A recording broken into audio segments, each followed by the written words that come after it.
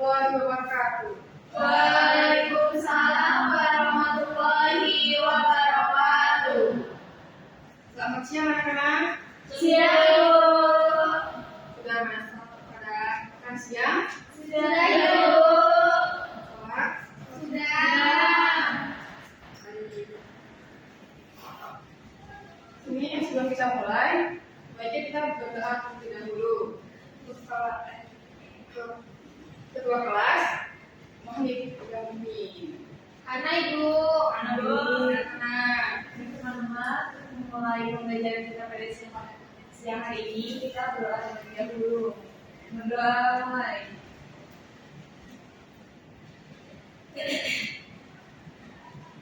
Berdoa selesai. terima kasih anak. Dan sebelumnya Ibu akan mempresentasi kalian terlebih dahulu. Eka, Hadir Ibu. Samela, Hadir Ibu. Siti Ramjita, Sakit Ibu. kenapa? Sakit rumah Bu. Sudah berapa hari? Baru hari ini. Sudah gimana suratnya? Nanti katanya Besok. besok dari dokter. Kita, Hadir Bu. Hana, Hadir Ibu.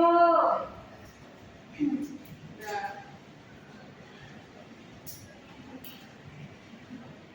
Oh, kalian masih ingat minggu lalu kita belajar tentang apa? Surat Bu. Surat apa? Surat resmi dan surat pribadi Bu. Ini Bu. Nah, sekarang kita akan mempelajari memahami dan melakukan instruksi kompleks. Tujuan pembelajarannya itu adalah melakukan instruksi yang kompleks dan mengenali informasi yang tidak akurat atau mengandung bias dalam paparan teks orang. Di sini ada yang udah tahu belum apa itu instruksi? Belum itu? Belum. Baik, Ibu akan jelaskan apa itu instruksi. Instruksi merupakan perintah, arahan, atau petunjuk yang dapat disampaikan secara lisan atau oral dalam tertulis. Instruksi biasanya terkandung di dalam sebuah informasi. Instruksi itu informasi ada yang bersifat simpel, sederhana, dan ada yang bersifat kompleks, rumit. Informasi yang disampaikan mungkin saja mengandung bias, yaitu terjadinya kekeliruan, kesalahan dalam penulisan atau penyusunannya.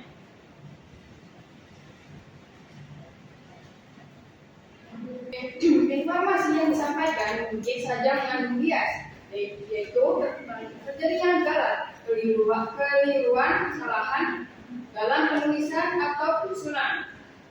Baik, selanjutnya ada penyebab bias informasi. Ketidaklengkapan informasi yang disajikan, penggunaan data dari sumber yang meragukan. Ketiga, ada kesalahan penggunaan atau pengutipan atau penggunaan data dan fakta. Yang terakhir ada kesalahan penafsiran dari sumber yang terakhir ada kesalahan penafsiran data dari narasumber. Baik, sudah paham semua yang dari Ibu jelaskan? Sudah Ibu. Selanjutnya kita akan ada tanya jawab. Ya Ibu. Ayo, kalian bisa membaca nomor 1. Ibu. Satu. Apa kepanjangan dari PIK? Apa? PIK itu apa guys? Festival Inovasi dan Kewirausahaan Peserta Didik Indonesia Ibu. Baik, juga dulu. Beri tepuk tangan kepadanya. Nah, sekarang untuk jawab nomor 2. Apa yang ditekankan dalam penyelenggaraan fiksi 2000?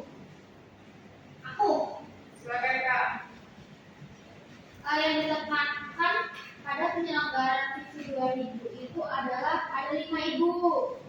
5 winner. Yang pertama people, planet, prosperity, fish, and participation. Namun ya Eka.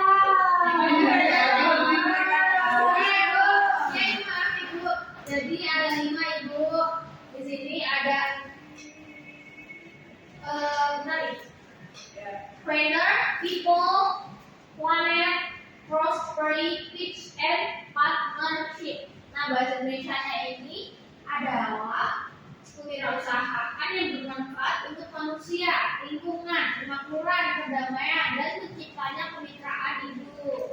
Baik, benar Kak. Nah, yang terakhir siapa yang bisa menjawab pertanyaan terakhir? Silakan Bu. Nomor 3, ada beberapa bidang yang dilombakan dalam fiksi 2020. Nah, dalam fiksi 2020 itu ada 6 bidang Bu yang dilombakan, termasuk ada 6 bidang yang termasuk ke dalam industri kreatif yang dilombakan dalam fiksi 2020. Yang pertama itu bidang kerja kategori kerajinan. Yang kedua bidang model atau fashion kategori kerajinan. Yang ketiga bidang desain grafis kategori rekayasa. Yang keempat bidang aplikasi dan permainan aplikasi digital kategori rekayasa. Yang kelima bidang moda kategori pengolahan. Dan yang keenam itu ada bidang budidaya dan lintas usaha kategori budidaya ibu. Nah, ini sudah kami semua kan? Sudah ibu. Ibu akan memberi contoh induksi.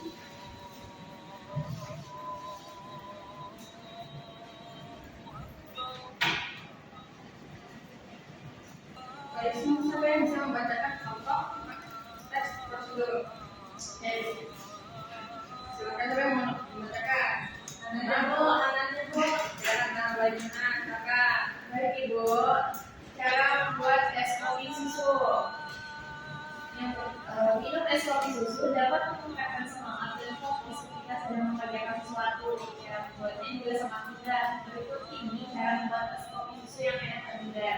Bahan yang pertama 2 sendok teh kopi bubuk, lalu yang kedua 1 sendok teh susu atau krim, lalu yang ketiga gula sesuai selera, dan yang keempat air panas. Lalu alatnya cangkir, yang kedua sendok teh. Kemudian cara membuatnya, pertama memasukkan gula dan kopi ke dalam gelas, lalu yang kedua tuangkan air hangat, kemudian aduk kopi larut.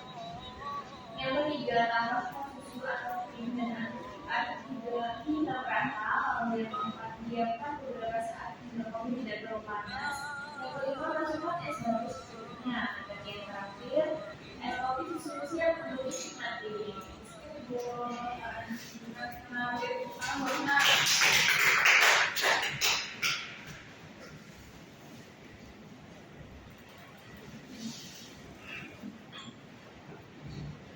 Paham semua anak-anak?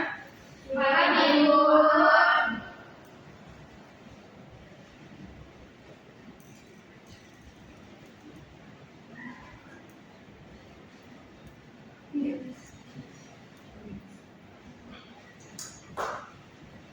Sebelum kita tutup pembelajaran ini, sebaiknya membaca doa terlebih dahulu.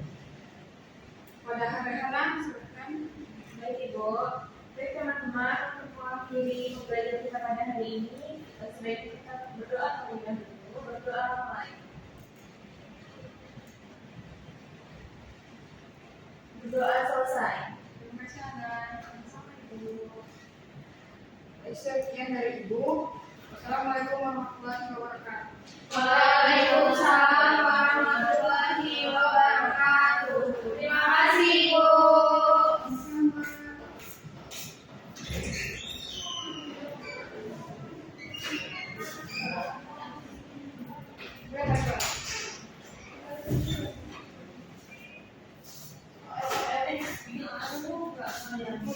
Ya, di sini sekalian.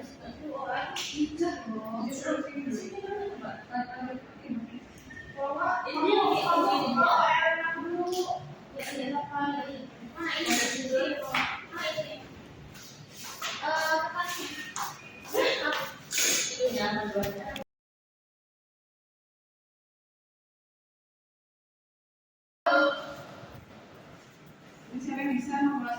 ini materi yang sudah dijelaskan. Baik, Bu. Karena Jadi dimulai dari definisi instruksi, Bu. Jadi instruksi itu merupakan perintah atau arahan atau petunjuk yang dapat disampaikan secara lisan, Bu. Dan instruksi itu biasanya terkandung di dalam sebuah informasi. Lalu ada dua poin, Bu. Jadi di dalam instruksi itu informasi yang bersifat fleksibel atau sederhana dan ada yang bersifat kompleks atau rumit. Lalu informasi yang disampaikan itu mengandung bias, yaitu terjadi gawat atau keliruan dalam penulisan atau penyusunannya. Kemudian penyebab bias informasi itu ada 4, Bu. Ketidaktepatan informasi yang disajikan, kedua penggunaan data dari sumber yang ragukan atau tidak kredibel, lalu yang ketiga kesalahan pengumpulan atau penggunaan data di fakta, lalu yang terakhir kesalahan penghasilan data dari sumber.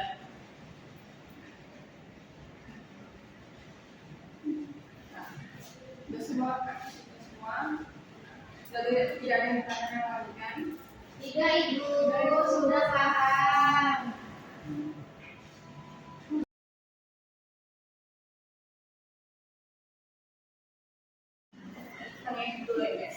Assalamualaikum warahmatullahi wabarakatuh. Saya Rita Azalia dengan akhir NPM 083 sebagai observer lisan dari saudara calon guru Salsabila Ginanjar pada keterampilan 8 mengajar kelompok kecil dan individual.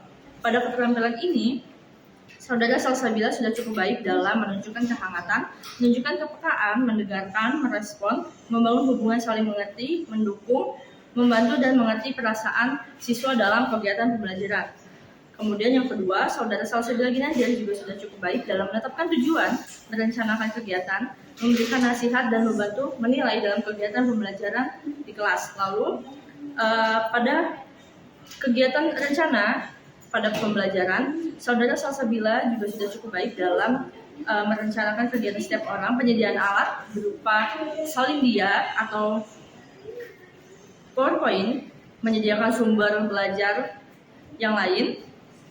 Kemudian cara pendekatan guru, saudara Salsabila Ginanjar juga sudah cukup baik dengan cara yang menyenangkan, menantang siswa untuk berpikir, mendorong siswa untuk mengemukakan pendapatnya, mendorong siswa untuk menyelesaikan tugas, dan mendorong siswa untuk menyelesaikan tugasnya. Sekian yang dapat saya sampaikan, saya akhiri. Wassalamualaikum warahmatullahi wabarakatuh.